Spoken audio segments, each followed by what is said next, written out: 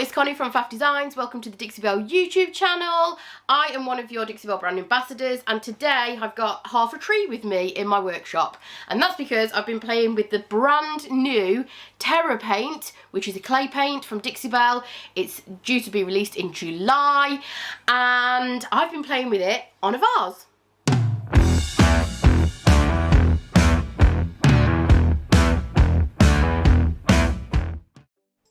Okay, first things first, I'm going to give it a clean with Dixie Belle's White Lightning because this was bought in a second-hand store. I just want to make sure there's no dirt on the surface that might affect the adhesion of the paint. So I'm just giving it a good scrub. Then I rinsed it off and let it sit in the sun. So as you can see top left, that's my inspiration for this finish. I saw that picture of a vase online. It was quite expensive, and I thought I'd give a go replicating it on a piece that I picked up in a second-hand store. So it's all clean and dry, and as you can see, it's got a shiny kind of finish where that detail is, the Roman numerals and those sort of stripes around it. So I'm just giving that a real quick scuff sand just to sort of scuff the surface up a little bit, because those Roman numerals are actually kind of indented into the finish. So I'm going to need to fill those so that they're not seen, because they're pretty ugly. So to fill them, I'm using Dixie Mud in white. This comes in 3 colours, so that you can use the colour that's closest to your kind of finish that you're going to be painting with. This is going to be quite a light coloured finish, so I'm using white. It's also the colour that's closest to the colour of the vase, and it's got a kind of textured effect. So I'm just applying it quite thickly with my fingers in all those areas that I don't want to show up on my paint finish. I'm just doing small areas at a time because Dixie Mud can dry quite quickly. And then I've got a premium chip brush, and all I'm doing is stippling the surface of the Dixie Mud to give it a textured effect, which is hopefully going to match the rest of the vase, because the white sort of finish on the vase has a very rough kind of textured effect. So I'm hoping to just kind of mimic that and cover up those pattern details that I don't want to see. So I just repeated that all the way around the vase, working in those smaller sections to make sure the Dixie Mud didn't dry before I could put the textured effect on it with the premium chip brush.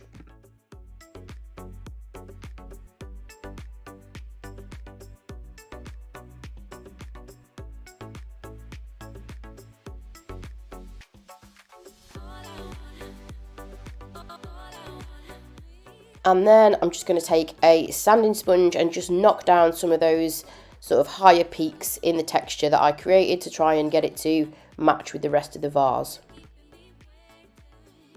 Okay, now we're on to the good stuff. I've cracked my tub of Terra clay paint open, and I'm just stippling it over the entire surface of the vase to give me a base coat. This shade that I'm using is called Desert Tan. It's absolutely gorgeous, and I'm applying it in a stippling motion using a natural bristle brush.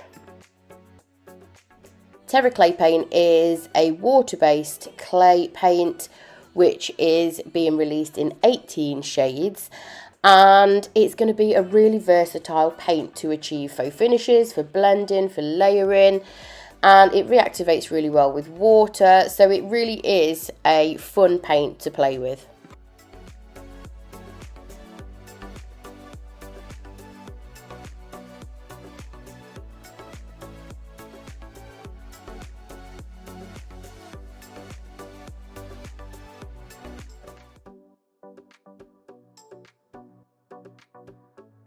Okay, so the image that I shared at the very beginning, my inspiration image, had a kind of band of lighter colour around the centre. So I'm using the colour Moonbeam, which is a white. And again, I'm just using a stippling motion. I'm using a French tip brush, which is again a natural bristle brush.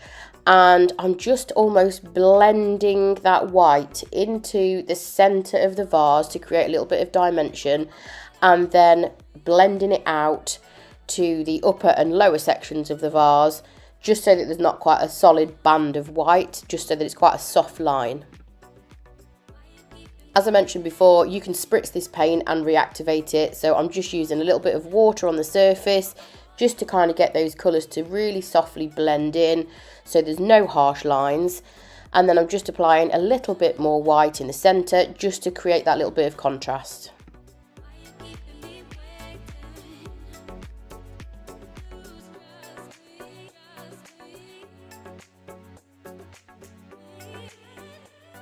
Okay, so that's my pale band around the centre blended out, and now I'm going to introduce some black around the base.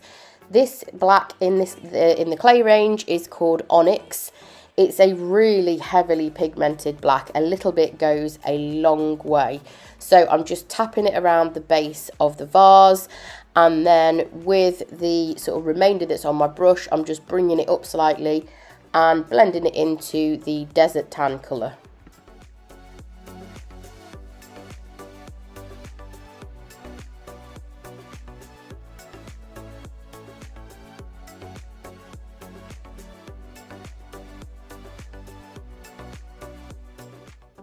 Okay, I had way too much fun with this next part. So I've applied some water on my premium chip brush and I'm dipping my paint into the black, which is Onyx, and then I'm just flicking that with my finger over the surface of the vase to try and replicate that look that I shared with you at the very start. Because that had some kind of black splats on it. So I'm just kind of experimenting at this stage, building up those splats and trying to see what works best. It didn't work very well when I sort of whipped my brush at it. It worked much better when I used my finger to pull the bristles back and give me that fine spritz of paint. It also worked a lot better with water added to it because it just made the paint a little bit looser instead of really, really thick.